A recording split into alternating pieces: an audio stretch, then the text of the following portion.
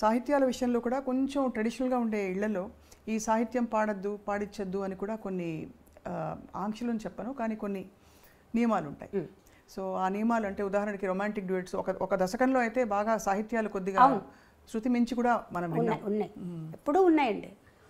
అంటే మరీ ఇప్పుడు సపోజ్ నేను అన్నయ్య పాడుతున్నాను అనుకో, అసలు నేను అన్నయ్య డ్యూయట్ పాడేటప్పుడే నేను బుక్ ఇలా అడ్డం పెట్టుకుని పాడేదాన్ని.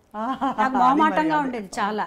తర్వాత తను చెప్పేవాడు, ఇలా అయితే ఎలా పాడగలుగుతాం, అప్పటికి ఇంకా అంత పెద్దగా ట్రాక్ సిస్టమ్ లేదు కదా, అలా ఉంటే పాడొచ్చు, ఇద్దరం కలిసి పాడాల్సి వచ్చినప్పుడు నువ్వు అలా ఉండకూడదు, పాటగా తీసుకో అని. లక్కీగా ఏంటంటే మా ఇద్దరికి అలాంటి సాంగ్స్ రాలేదు. అవును, ఇద్దరికి అంత భయంకరమైన సాహిత్యం ఉన్నవి లేవు.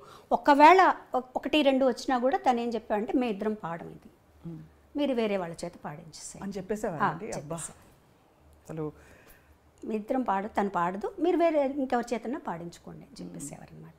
ఆ ఇబ్బంది ఎప్పుడు నాకు అంతగా రాలేదండి. సపోజ్ ఇంకొంచెం ఏదైనా నాకు నా నాలెడ్జ్కి తెలిసి ఏదన్నా కొంచెం బాగాలేదు ఇక్కడ అంటే నేను కొంచెం ధైర్యంగానే చెప్పేదాన్ని, ఇది బాగాలేదండి నాకు ఇబ్బందిగా ఉంది అని.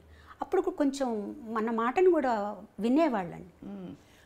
అప్పుడు మీరు వదులుకోవడం కూడా పెద్ద విషయం, అంటే అవకాశం కదా. అవును అవును. అంటే మీరు దేనికి ప్రాధాన్యత అంటే వస్తున్నాం అప్పుడే కదా, మేము కూడా వస్తున్నాం. ఒక సాంగ్ వదులుకోవడం అంటే అది చాలా పెద్ద విషయం. ఎప్పుడైనా చూపుకుంటుందా ఇప్పుడు తలుచుకుంటే? అంటే మంచి పనే చేశారనిపిస్తుంది.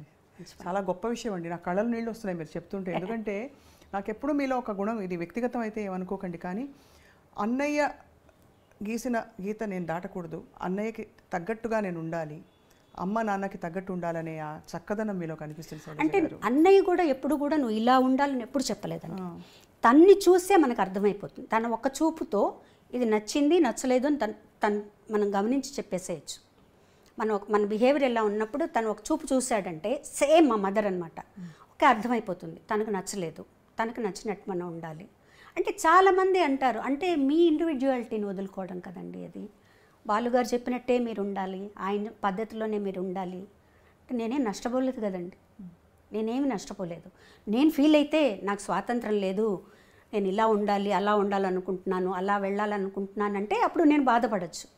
నాకేమాత్రం లేదు, ఓకే. నేను ఎందుకంటే తను ఎంత కష్టపడుతున్నాడో, తను ఎంత పద్ధతిగా ఉన్నాడో, అందరితో ఎలా మెలుగుతున్నాడో అవన్నీ తన్ని ఇక్కడికి వచ్చాక, చెన్నై వచ్చాక నాకు అర్థమైంది. పెద్ద ఫ్యామిలీ మాది, ఆ ఫ్యామిలీని అంతా తనే పోషిస్తున్నారు. అలాంటప్పుడు తను ఎంత పద్ధతిగా ఉండాలి, ఎంత వర్క్ చేయాలి, డే అండ్ నైట్ వర్క్ చేసేవాడు. తను పిల్లలతో స్పెండ్ చేయలేదని అదని ఇదన్నీ అన్నా కూడా ఇంత ఫ్యామిలీ గడవాలి అంటే తను పిల్లలతో స్పెండ్ చేస్తే అవ్వదు. నేను ఆ ఫీల్డ్లోకి వచ్చిన తర్వాత ఇవన్నీ నాకు అర్థమయ్యాయి. మోర్ దెన్, ఎందుకంటే మిగతా వాళ్ళందరికంటే కూడా నేను తనతో ఎక్కువ స్పెండ్ చేశాను. సో నాకు అప్పుడు అర్థమైంది తను నలుగురితో ఎలా ఉంటారు, ఏమన్నా ఏ ప్రాబ్లమ్స్ ఉన్నా అవి ఇంటి దగ్గర. వన్స్ స్టూడియోకి వచ్చేసాక అసలు కంప్లీట్గా బాలసుబ్రహ్మణ్యం ఆ పాటకు చేంజ్ అయిపోతాడు అంతే. సో ఇవన్నీ కూడా ప్రొఫెషనల్గా మనం ఇలా ఉండాలి, ఈ పద్ధతిలో ఉండాలి. మనలో అనవసరంగా ఒక మాట మనం మాట్లాడకూడదు, మన గురించి ఇంకొకళ్ళు మాట్లాడకూడదు, అంతే. ఆ పద్ధతి అట్లా అలవాటైపోయింది తనతో ఉండి. మాటే మంత్రము పాట పాడినప్పుడు మీరు చాలా చిన్నవారు, మీరు బాలుగారు కలిసి పాడిన ఈ పాట ఇప్పటికీ స్టేజ్ మీద హిట్ సాంగ్స్లో ఇష్టపడి, నేను సినిమా పాటలు నాకు అన్నీ రావు కానీ పాడమంటే ఈ పాట చాలా ఇష్టంగా ఎంచుకునే పాట. ఆ పాట పాడినప్పుడు అంత అలవోకగా, అంత పవిత్రంగా, బ్యూటిఫుల్ మెలడీ, అది రొమాన్స్ పలికించడం కూడా అంత అందంగా ఎలా పాడారండి? యాక్చువల్గా మొదట తమిళ్లో వచ్చిందండి అది. తమిళ్లో ఇళయరాజా గారు, జెన్సీ గారు పాడారు, సింగర్ జెన్సీ గారు ఉండేవారు, తమిళ్లో ఆవిడ పాడారు. ఆ పాట విన్నప్పుడు నేను చాలా ఇన్స్పైర్ అయ్యాను. ఎంత బాగుంది ఈ సాంగ్, అసలు బ్యాక్గ్రౌండ్స్ కానీ సాంగ్ కానీ, ఇట్లాంటి పాటలు పాడే అదృష్టం దొరుకుతుంది అన్నప్పుడు సీతాకోకచిలకలో ఇవాళ రికార్డింగ్ ఉందని వెళ్ళిన తర్వాత ఆ ట్యూన్ వినిపించగానే నాకు అసలు చాలా ఆనందం వేసేసింది అనమాట. ఈ పాట మనం పాడాలనుకున్నాం, మనకు వచ్చింది ఈ పాట అని. ఆ బ్యాక్గ్రౌండ్స్ మీరు ఇప్పుడు కాదు ఇంకో 10 సంవత్సరాల తర్వాత విన్నా కూడా అండి మనల్ని ఎక్కడికో తీసుకెళ్ళిపోతాయి. అప్పుడు ఇలా చేశారా, ఇంత మంచి బ్యాక్గ్రౌండ్స్ ఇచ్చారా, ఇంత బ్యూటిఫుల్గా ఒక సాంగ్ కంపోజ్ చేశారా అనిపిస్తుంది. ఎన్నిసార్లు పాడాను మీరు అన్నట్టు, ఆ పాట ఎన్నిసార్లు పాడినా కూడా మనల్ని ఒక లోకల్లోకి తీసుకెళ్ళిపోతుంది. కానీ నేను అన్నయ్య కూడా ఇద్దరం చాలా ఎంజాయ్ చేస్తూ ఆ పాటని, చాలా అందంగా రావాలి పాట అని ఒక తపంతో పాడా. నిజంగా ఆ పైకి వెళ్ళిన ఆ 2 లైన్లు రే రే రే రే ఓ అదొకటి అందమైనది. ఇది ఒకటి థర్డ్ బ్యాక్గ్రౌండ్. ఆ పాటకంతా ఆయువు పట్టు మూడో బ్యాక్గ్రౌండ్ బిజిఎం రరా. అది చాలా అద్భుతంగా ఉంటుందండి, అసలు అది బాగుంటుంది.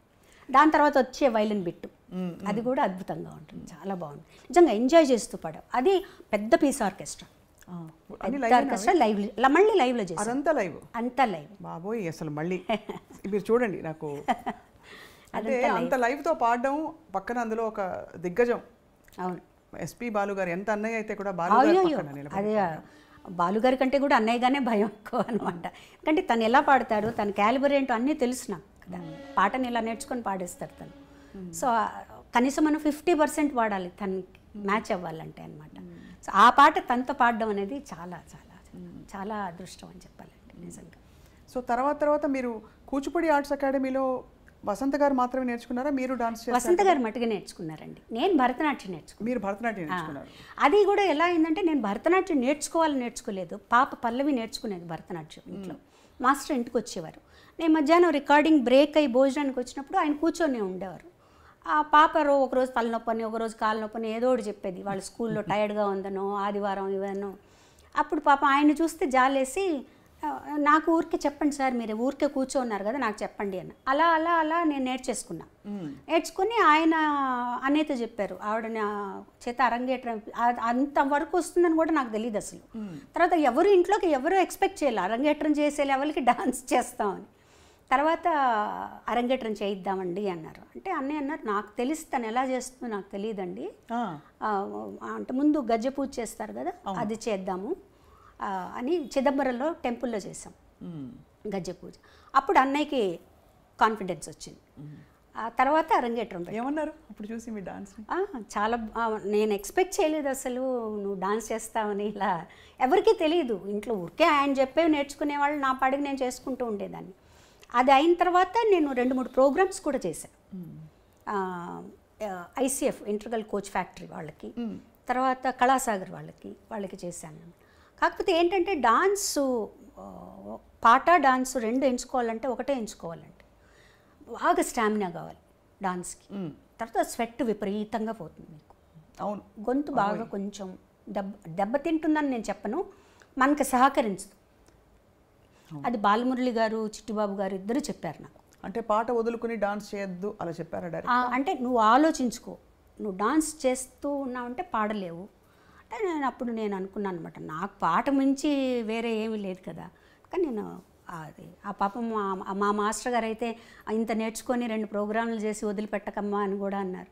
లేదు సార్, నాకు పాటే ముఖ్యం, నేను పాట మీద ఉంటాను. లైక్ అంటే ప్రతిదానికి ఒక కారణం ఉంటుందండి, కారణం లేకుండా ఏది ఉండదు. ఆ నేర్చుకోవడం అనేది నాకు సాగర సంగమానికి ఉపయోగపడింది. ఆ డాన్స్ అరంగేట్రం చూసే విశ్వనాథ్ గారు అది మరొక అంటే మలుపు అని చెప్పొచ్చు. బికాజ్ చాలా చాలా పెద్ద మలుపు. మీరు నటనలోకి రావడం, అఫ్కోర్స్ ఒకే సినిమాలో వేశారు కానీ గుర్తుండిపోయే పాత్ర. అప్పుడు విశ్వనాథ్ గారు చూసి అడిగినప్పుడు మళ్ళీ ఆలోచించారా, ఇది మళ్ళీ నేను యాక్టింగ్ ఫీల్డ్? ఆలోచించడం క్వశ్చనే లేదండి, నేను చెయ్యను అని చెప్పేసాను. ఓకే, ముందు విశ్వనాథ్ గారు అడిగారు, ఏడుది నాగేశ్వరరావు గారు ఆయన అడిగారు, అందరూ అడిగారు. అన్నయ్య చేతి చెప్పించారు, మా వదిన గారి చేతి చెప్పించారు, విశ్వనాథ్ గారు మిస్సెస్ చేతి చెప్పించారు. నేను చెయ్యను అని చెప్పాను. ఎంత స్పష్టత అలా ఎలా వచ్చేసింది? అన్నయ్య కూడా వద్దని అనలేదు కదా? ఎవరు వద్దలేదు, అన్నయ్య కూడా నువ్వు చేస్తే బాగుంటుందని చెప్పారు, అందరూ చెప్పారు. అందులో విశ్వనాథ్ గారి సినిమా తన దగ్గరుండి చూసుకుంటారు, నీకు భయం లేదని. నాకు వద్దు, నేను కంఫర్టబుల్ కాదు, నాకు వద్దు, నేను చెయ్యను అని చెప్పేసాను. నేను పాటలే పాడుకుంటాను. విశ్వనాథ్ గారు తెలివిగా ఏం చేశారంటే, మా నాన్నగారి దగ్గరికి వెళ్ళి మా నాన్నగారి దగ్గర ఒప్పించారు. బాబాయ్, నేను మంచి క్యారెక్టర్, దాని చేత చేయిస్తాను, ఎటువంటి చెడ్డ పేరు రాదు అవన్నీ చెప్తే, ఇంకా నాన్నగారు నన్ను పిలిచి, అన్నయ్య అంతలా ఆడుతున్నారమ్మా, నువ్వు చేయొచ్చు కానీ రిలక్టెంట్గానే ఒప్పుకున్నానండి ఆ క్యారెక్టర్. నిజం అంటే సరిపోయింది, నేను ఇష్టం లేకుండా చేయబట్టి ఆ క్యారెక్టర్ కరెక్ట్గా సరిపోయినట్టే అనిపిస్తుంది నాకు. నాకు యాక్టింగు అంత కష్టం అనిపించలేదు, ఎందుకంటే ప్రతిదీ విశ్వనాథ్ గారు కరెక్ట్గా యాక్ట్ చేసి ఇలా చెయ్యాలి, చిన్న చిన్న మూమెంట్స్, జుట్టు ఇలా వెనక్కి వేసుకోవడం దగ్గర నుంచి ఆయన చేసి చూపించేవారు. మా నాన్నగారి మీద నాకెంతో గౌరవం ఉంది, భక్తి ఉంది. ఇప్పుడు తప్పులు తెలుసుకుని నేను ఆయన మర్చిపోలేను. అందుకే చెప్తున్నాను, నువ్వు నాతో వస్తావో ఇక్కడే ఉంటావో ఆలోచించు. శైలు, నువ్వు ఇంకా చిన్నపిల్లవే అనుకున్నాను. చాలా ఎదిగిపోయావమ్మా.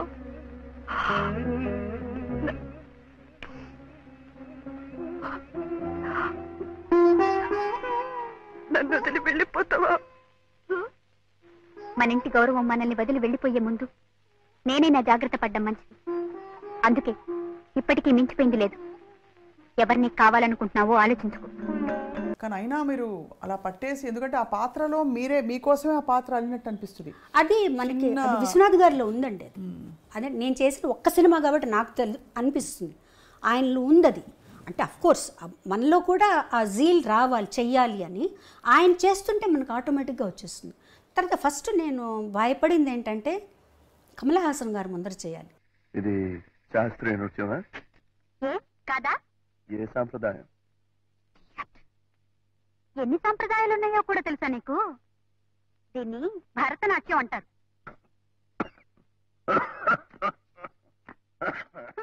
అమ్మో, అది నాకు అసలు నాకు వచ్చే ఆయన చెప్పినట్టు ఏదో కోతులు అవి గెంతులు వేస్తున్నట్టు, భూతాలు దయ్యాలు అన్నట్టు ఆ నా డాన్స్ సినిమా డాన్స్కి సరిపోదు. ఎందుకంటే సినిమా డాన్స్లో అన్నీ మిక్స్ అవుతాయండి. కథక్కు అన్నీ మిక్స్ చేస్తారు. కూచిపూడి ఎక్కువగా ఉంటుంది శేషు మాస్టర్ గారికి డాన్స్లో. అందులో ఆ సినిమాకి 3 డాన్స్ మాస్టర్లు. సో ఇలా అందులో ఒక పాటకి శేషు మాస్టర్ గారు, ఒక పాటకి రఘురామ్ మాస్టర్ గారు. నాకు వేదానికి రఘురామ్ మాస్టర్ గారు, ఓం నమ శివాయకి శేషు మాస్టర్ గారు. శేషు మాస్టర్ గారు అయితే 1 వీక్ నాకు రిహార్సల్స్ ఇప్పించారు. అంటే పాట పెట్టి రిహార్సల్స్ అంత రిహార్సల్ చేసి అంతా ఓకే చేసుకున్న తర్వాత సెట్కి వెళ్ళిపోయిన తర్వాత విశ్వనాథ్ గారు ఈ మూమెంట్ మార్చేద్దాం, ఆ మూమెంట్ ఇలా మార్చేద్దాం. నాకు భయం వచ్చేసేది, బాబోయ్ నేను చేయలేనేమో అని. కానీ చేయించారు, బాగా చేయించారు. నీకేం భయం లేదు, నువ్వు టైం తీసుకో అని. బట్ డాన్స్ కొంచెం కష్టపడ్డాను, కానీ నటన మటుకు విశ్వనాథ్ గారు చెప్పినట్టే చేశాను. ఆయన ఎలా చెప్తే అలా చేశాను. ఏమిటి మమ్మీ, ఉన్నట్టుండి ఎక్కడికి ప్రయాణం? డాక్టర్ తాతగారింటికి. అక్కడే కొన్నాళ్ళ పాటు ఉండి నువ్వు డాన్స్ నేర్చుకోవాలి. ఇంకా కొత్తగా నేర్చుకునేదే ఉంది. ఎన్నో ప్రోగ్రామ్స్ సన్మానాలు అయ్యాక. అదేనే నేను చేసిన పొరపాటు. పాకడం కూడా సరిగ్గా రాని పాప పరిగెత్తుతానంటే సరే అన్నాను. ఓహో, అయితే కొత్తగా నడకలు నేర్పే గురువు గారు అక్కడే ఆ ఊళ్ళోనే ఉన్నారన్నమాట. అవును. ఎవరు? బాలకృష్ణ గారు. వాట్?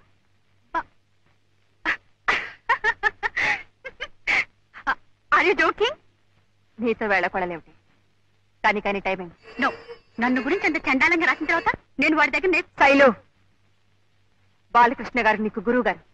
ఆయన గారి దగ్గర నేర్చుకుంటాను. కానీ ఇప్పుడు వెనక్కి తిరిగి ఆలోచించుకుంటే అండి, నేను కానీ ఆ సినిమా వద్దు అనుకొని ఉంటే ఎంత మంచి పాటలను పోగొట్టుకుని ఉండేదాన్ని. అయ్యో కదా. ఎందుకంటే ఆ సినిమాలో నేను యాక్ట్ చేస్తాను అని చెప్పిన తర్వాత అన్నయ్య గారు విశ్వనాథ్ గారికి, ఇళయరాజు గారికి చెప్పారు, ఇందులో శైలజకి పాటలు ఉంటే అవి శైలజ పాడుతుంది అని చెప్పారనమాట. అప్పటికి నేను ఒప్పుకోలేదు. పూజ కార్యక్రమం అయిపోయింది, జానకి గారు ఓం నమ శివాయ పాడేశారు. అది ఒక అదృష్టం. అదొక అదృష్టం. అండ్ అది లాజికల్ కూడా వేరే వాళ్ళు పాడతారు, వేరే వాళ్ళే పాడతారు డాన్స్ కాబట్టి లాజికల్గా కూడా పాడతారు.